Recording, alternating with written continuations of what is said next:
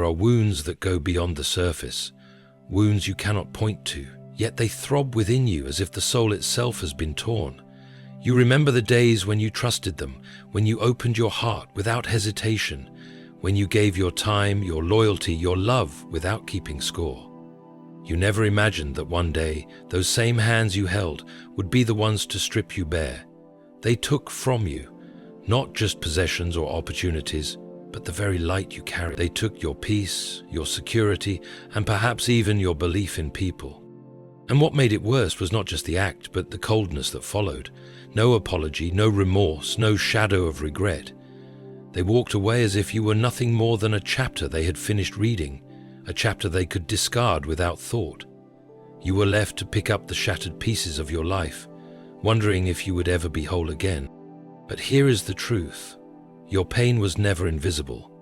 Heaven took note of every tear, every silent cry in the night, every moment you clenched your fists to stop yourself from breaking completely. And though it seemed as if injustice reigned, God was not idle.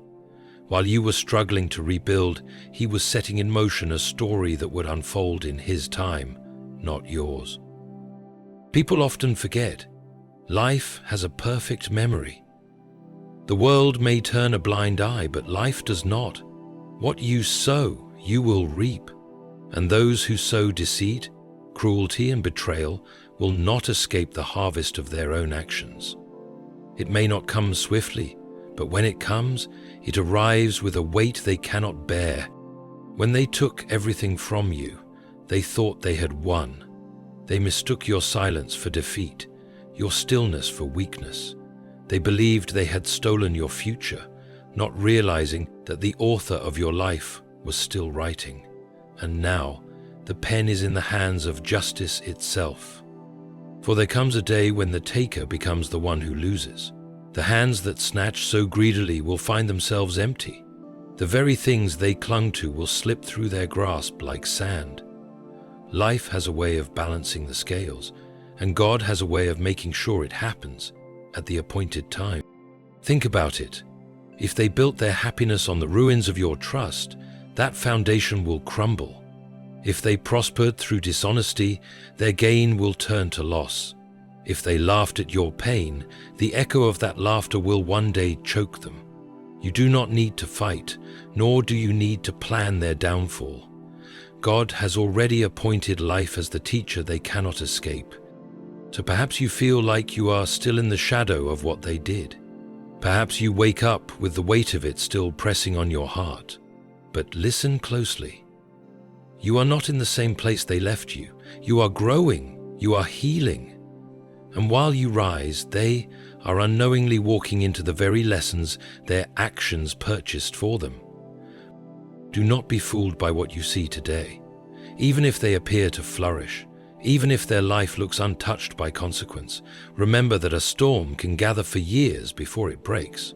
And when it breaks, it leaves nothing standing that was not rooted in truth. God's justice may walk slowly, but it never walks past the guilty without stopping.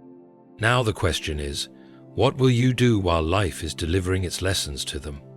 Will you hold on to bitterness, or will you step into the freedom that comes from letting go? Will you watch for their downfall, or will you focus on the life God is restoring to you? Because the greatest victory is not simply in seeing them lose what they took. It is in knowing you no longer live defined by their theft. And so, as life begins to take from them what they took from you, you will witness the strange beauty of divine order. You will see how God writes justice in the language of reality itself, and how He allows life to become the mirror in which they finally see themselves. When you were left empty-handed, it wasn't just a moment of loss. It was a moment when heaven leaned in closer. Every cruel word they spoke, every manipulative action they took, every calculated step to remove what was rightfully yours was seen and recorded. You may have felt invisible, unheard, or abandoned by those who should have stood beside you, but you were never invisible to God. His eyes are sharper than the sharpest blade, cutting through the lies, the masks, and the false appearances that deceived others. You see, God is not merely an observer. He is a keeper of accounts, and His accounting is not like ours. We often want to see immediate justice, a quick balancing of the scales. But God's timing is different because His justice is perfect. He knows the exact moment to bring a matter to light, the exact way to allow consequences to unfold, so that the lesson is learned, not just felt. This is why some people seem to escape their wrongdoings for a season. It is not because God didn't see, but because the full harvest of their actions has not yet matured. Think of a farmer who plants seeds in secret, believing no one will notice. They may go on with life as if nothing is growing beneath the soil, but the ground knows. The rain falls, the sun shines, and in time, what was planted begins to break through the surface. The same is true for injustice. What was done in the dark will come to light, not because of human intervention, but because God Himself will cause it to rise into view. Sometimes the pain you endured can make you question whether God is really watching. You may wonder why He allowed it, why He didn't stop it. But Scripture tells us that God bottles every tear, that not a single cry of His children goes unheard. The hurt they inflicted upon you is not forgotten. It is preserved as evidence, ready to be brought forth when the time for divine justice arrives. Even when the world sides with them, even when their lies seem to hold more weight than your truth, remember this: God does not judge by appearances. He sees motives. He knows the full story, including the parts no one else knows. That is why His judgment will be complete, leaving no detail overlooked. So while it may appear that they have prospered in their wrongdoing, they are in fact storing up a debt with heaven. And when God moves, He does not move halfway. The account will be settled fully, and nothing they took will remain as a blessing to them. It will turn to dust in their hands, because it was acquired through deceit. You can rest in the knowledge that God has seen it all, not just the act, but the effect. The sleepless nights, the anxious days, the way you had to rebuild yourself from nothing. Every piece of your pain is part of the case God is building against them. And when He decides it is time, He will move in a way that leaves no room for excuses, no escape from the truth, and no question as to who was right all along. It is one of the oldest truths in existence: you cannot plant thorns and expect roses to grow. Every word spoken, every action taken, every decision made is a seed, and those seeds always bring forth a harvest in time. This is not a theory or wishful thinking. It is a law woven into the very fabric of creation by God Himself. And because it is His law, no one can escape it. When they took everything from you, they weren't just stealing in the moment, they were sowing seeds into their own future. Seeds of loss, seeds of betrayal, seeds of destruction. They may not have realized it then, but every unjust act was a deposit into a field they themselves will one day be forced to harvest. We often think of sowing and reaping in positive terms, that if we sow kindness, we will reap kindness. And that is true. But the law works both ways. Those who sow cruelty will reap cruelty. Those who sow deceit will reap deceit. Those who sow pain will one day be visited by pain they cannot outrun. Sometimes this harvest doesn't come immediately. In fact, the delay is often what fools people into thinking they've escaped it. They mistake God's patience for approval, but the truth is, time only makes the harvest stronger. The longer the seeds are in the ground, the deeper the roots grow. And when the fruit finally appears, it is far heavier than they could have imagined. And here's what makes this law so certain.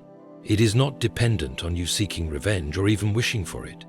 You can forgive them, you can move on, you can leave the matter in God's hands, and the law will still work. Why? Because it is not a human system of justice. It is divine order. Life under God's command ensures that no one walks away from their actions untouched. Look at history, at people who rose through cruelty and greed. They may have seemed untouchable for a time, but the harvest always came. It might have arrived through loss, betrayal, or a sudden collapse of everything they built, but it came. And when it did, it left them with nothing but the weight of their own choices. The beauty of this truth is that it frees you. You don't have to carry the burden of proving your worth or forcing them to face what they've done. Life will deliver the exact measure they gave, sometimes double, sometimes more. And when it does, they will finally understand the pain they caused, not as an observer, but as the one living through it. What they sowed in your life was meant to break you, but what they sowed into their own future will break them in ways you will not need to witness to believe, because God's laws don't miss, and they never return empty. Silence can feel like defeat when you're in the middle of the storm. You might think, if I speak up, maybe people will understand. If I fight back, maybe they'll see the truth. But the reality is, there are moments when God calls you to remain silent, not because He wants you to be passive, but because your voice is not the weapon He plans to use.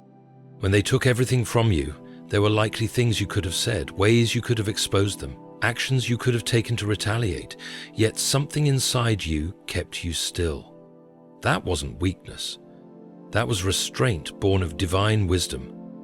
Because if you had acted in your own strength, you would have stepped into a battle you weren't meant to fight, a battle that might have drained you even further. Silence gives God room to work in ways that words cannot. It leaves space for Him to turn the unseen gears of justice, to orchestrate events you could never arrange. Your silence is not the absence of action. It's the act of surrendering the situation into the hands of the one who sees the whole picture. And when God takes the stage, He does not perform half measures. In the eyes of the world, silence can look like weakness. People may even take advantage of it, mistaking it for fear or helplessness. But history is full of moments where silence became the most powerful statement of all. Silence says, I refuse to waste my breath on those who will not listen. Silence says, I am not here to argue. I am here to outlast. Silence says, God will speak for me. Think of how seeds grow. The process is silent. There's no noise, no grand announcement, just quiet persistence beneath the soil. Yet, in time, the seed breaks through the surface with undeniable proof of life. That's what your silence does. It allows God to grow something unseen in you while He prepares to bring forth visible justice in His time. And there is something deeply unsettling to those who have wronged you when you don't respond. They expect you to lash out, to try to prove yourself, to enter into the chaos they've created. But when you remain silent, they are left alone with their own actions. In that quiet, their conscience, even if buried, starts to speak. Life begins to echo their choices back to them in ways no argument ever could. You might not realize it now, but your silence is part of the story God is writing. It is the blank space on the page before He delivers the turning point. And when He does, your vindication will not be because you shouted the loudest. It will be because you trusted Him to speak for you in a way no one could deny. There is a flaw in anything constructed on dishonesty, disloyalty, or manipulation. It cannot last. Betrayal might seem like a shortcut to gain, but it comes with a hidden cost: instability. When they took everything from you, they may have used lies to secure it, manipulation to maintain it, or deception to hide it. But no matter how convincing the facade, betrayal always erodes the foundation from the inside. Think of a house built on sand. From the outside, it may look beautiful, strong walls, fine details, perfect in every way. But the moment the storm comes, the truth of the foundation is revealed. That is what betrayal does. It creates a false image of stability while quietly ensuring its own destruction. When someone gains through betrayal, they also inherit the burden of protecting what they have stolen. They live in a constant state of defense, looking over their shoulder, fearful of being exposed. The very act of betrayal binds them to anxiety, because deep down they know that what was taken wrongly will never truly be theirs. And here is where divine justice plays its role. Betrayal doesn't just break relationships. It plants seeds of collapse into whatever it builds. You don't have to push for it to fall. Time and truth will do that work. The very same cracks the betrayal created will widen under the weight of life's pressure until the entire structure comes crashing down. The crumbling rarely happens all at once. Often it's a slow unraveling. One piece falls away here, another there, until one day they realize they're standing in ruins. That's how God allows life to work. He lets what was stolen appear solid just long enough for them to believe they've succeeded, and then the erosion begins. And when it falls apart, it's not only the material things that are lost, it's their sense of control, their confidence, and their ability to trust others. Because betrayal doesn't just harm the victim, it poisons the betrayer. They may have thought they were clever, but betrayal teaches its own bitter lesson, one they cannot escape. What they built on your loss will never be their gain for long. The same hands that took will one day release it, not because they want to, but because they cannot hold on to it. That is the inevitable truth of anything built on betrayal. It is temporary, fragile, and destined to crumble under the weight of its own corruption. One of the most difficult parts of being wronged is the waiting. When someone takes from you, whether it's your possessions, your reputation, or your peace, there's a part of you that wants to see justice immediately. You want a sign, something tangible that proves God is at work. But the truth is, God's justice doesn't operate on our schedule. His timing is not just different, it is deliberate. We often mistake delay for absence, as if God is somehow unaware of what happened. But delay is not absence, it is preparation. God's timing ensures that when justice comes, it is complete, undeniable, and transformational for everyone involved. If it came too soon, the weight of the lesson might not settle in. If it came too quickly, it might not expose the full extent of the wrong. Consider a master artist painting a great canvas. You wouldn't interrupt them halfway and demand the finished product because you'd know the details are still being worked into the picture. The same is true of God's justice. Every event, every interaction, every circumstance is a stroke of His brush. And until the painting is finished, the picture will not make sense to the human eye. Another reason God waits is to reveal hearts. Time has a way of showing who people truly are. Those who wrong you will often reveal more of their character as the days, months, and even years pass. They may grow arrogant, more confident in their wrongdoing, more dismissive of truth. And the longer they carry that pride, the harder the fall will be when it comes. God allows that pride to build so that when He moves, the collapse is unmistakably His doing. There's also a personal reason for God's timing. He is working in you while you wait. Injustice has a way of producing bitterness if left unattended. The delay gives you the opportunity to release that bitterness, to heal, and to grow in strength so that when justice comes, it doesn't consume you with thoughts of revenge. Instead, it becomes a moment of clarity, a moment where you can see God's hand without your own fingerprints trying to shape the outcome. When justice finally arrives in God's timing, it often comes in ways no one could have predicted. It may not look like the exact scenario you imagined, but it will always address the wrong at its root. It will be thorough, not partial. It will bring balance, not just retribution. And it will leave a testimony in its wake, a reminder that God never forgets, and His clock never stops ticking toward the appointed time. So, while it feels slow, remember that God's justice is never late. It is perfectly timed to break illusions, to humble the arrogant, and to restore what was lost in ways far greater than you imagined. It's tempting to hold on to bitterness when someone has wronged you deeply. You may feel that letting go is the same as excusing their actions, or that forgiveness somehow means they escape the consequences. But letting go is not about setting them free. It's about setting yourself free. Bitterness is a chain that ties you to the very people and events that hurt you, and it drains your strength while doing nothing to harm them. When they took everything from you, they may have thought they were ending your story, but the truth is, they only ended a chapter. The rest of the book is still being written, and whether or not you turn the page depends on whether you release the grip that bitterness has on your heart. Because as long as you hold on to it, You carry their actions with you, and that means they still have power over you. Letting go doesn't mean forgetting. It doesn't mean denying the pain. It means refusing to let the wound define you. It means saying, I will not let what they did decide the quality of my days. And here's the beauty. When you release bitterness, you make space for healing. You make space for joy to return. You make space for God to fill the areas they tried to empty. Meanwhile, life has a way of ensuring they face their own lessons. You don't have to watch for it. You don't have to hope for it. You don't even have to know about it when it happens. Because life, under God's direction, will bring their choices back to them. It will show them what it feels like to be on the receiving end of the seeds they planted. There is a profound freedom in knowing that you can walk away and still trust that justice will be served. It allows you to focus on building your life instead of obsessing over theirs. It lets you put your energy into what is ahead instead of what is behind.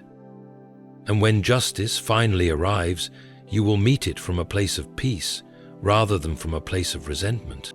Letting go doesn't mean they win, it means you do. Because you've chosen not to be trapped in the cycle of replaying the hurt. You've chosen to let life, guided by God, be their teacher. And life is a far more exacting teacher than you could ever be. When you've been stripped of what mattered to you, whether it was trust, relationships, opportunities, or even your sense of security, the first thought is often, I just want it back. You long for the day when things feel the way they did before the betrayal, before the loss, before the moment everything changed. But God's plan for restoration is never about simply returning you to where you were. His restoration is about transformation, making you more than you were before, shaping you into someone stronger, wiser, and more deeply anchored in Him. When they took everything from you, they thought they were taking your future. But what they couldn't see was that God often uses loss as the soil for growth. What was removed from your hands was not the end of your story. It was the clearing of ground so He could build something far greater.